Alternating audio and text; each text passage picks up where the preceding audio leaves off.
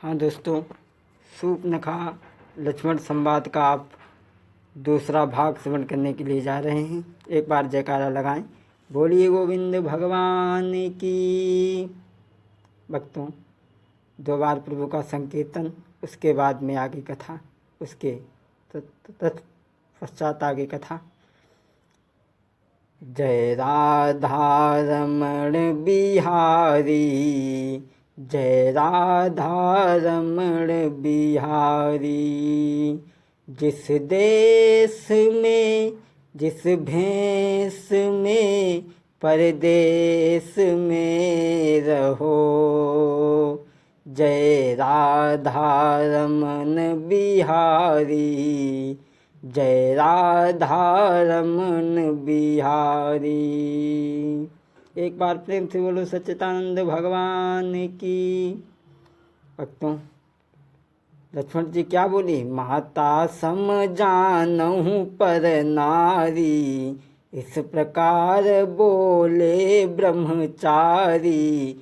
माता सम जानहु पर नारी। लक्ष्मण कहने लगे, मैं दूसरे की स्त्री को माँ के समान देखता हूँ। शूर्पणखा शांत तो हो गई। स्वामी जी की चौपाई पर ध्यान दें, माता सम जानहु पर नारी। व्यास जी महाराज लिखते हैं, 18 पुराणों के रचयिता, कि दूसरे की स्त्री के पास में बैठना भी नहीं चाहिए, अपनी भी माँ के पास नहीं बैठना चाहिए।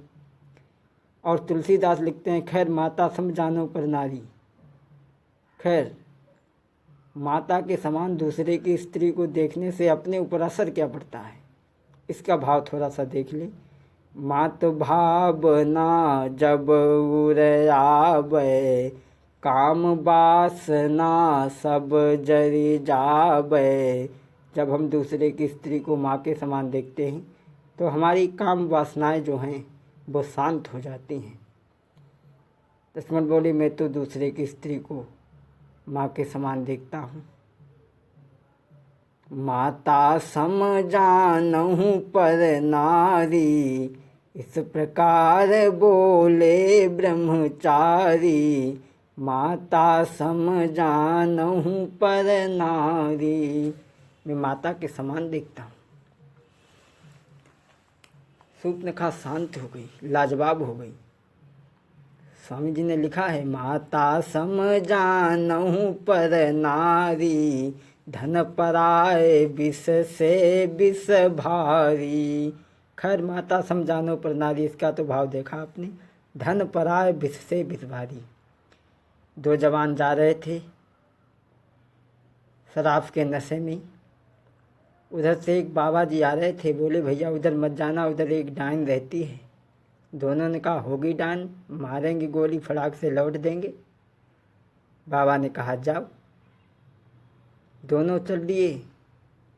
और आपने संसार में कई एक बाजियाँ देखी, दारू बाजी, गांजा बाजी, सिगरेट बाजी, बीड़ी बाजी, जुआ बाजी, लेकिन एक बाजी बड़ी विचित्र है, और इस बाजी के मारे हम हूँ परेशान। हम एक बार आ रहे थे, आपको पता होगा, गाड़ी में घुसे, बस में घुसे,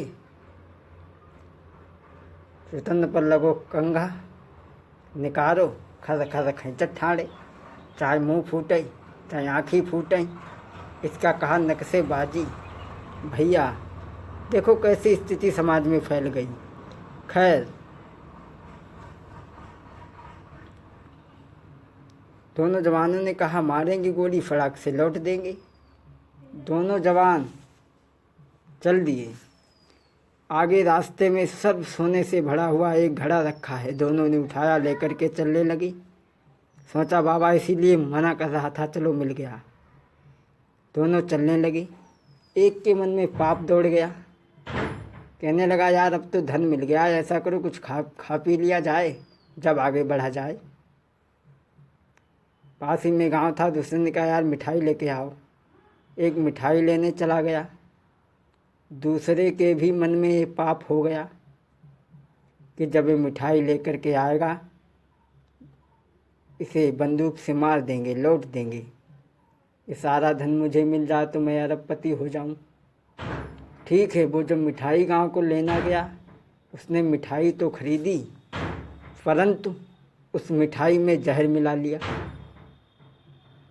उस मिठाई में जहर मिला लिया, लेकर के आया, और धन के पास बैठे हुए व्यक्ति ने जैसे ही थोड़ी 100 मीटर की दूरी पर रह गया, उठाई बंदूक,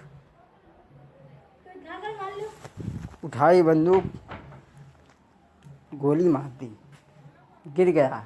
सोचा लाओ मिठाई लाया, खा लें तब आगे चले। वो मिठाई खाने लगा, मिठाई खाते खाते वो भी लौट गया। वो उधर पड़ा, ये इधर पड़ा। बाबा जी आए, बाबा जी ने देखा, यही कहने लगे, खा गई, दोनों को खा गई। इसीलिए स्वामी जी ने कहा है, माता सम जानहु पर नारी, धन पराए विष से विष भारी। माता सम जानहु पर नारी, धन पराए विष से विष भारी। दूसरे की स्त्री को माता के समान। शूर्पणखा कहने लगी, लक्ष्मण, गर्भ धरो न खिलायो गोद, न दूध पियो तुमने पुचकारी। मैं गढ़ लंक में राज करूं, तू बनवास करे तपधारी। भेंट भई सपन्यू न कभऊं, कही कारण में तुम्हारी महतारी। मैं तेरी माँ कैसे बन गई? लक्ष्मण कहने लगे, सुन, गर्भ को नात न दूध को नात, न गोद लय कि मेरी महतारी।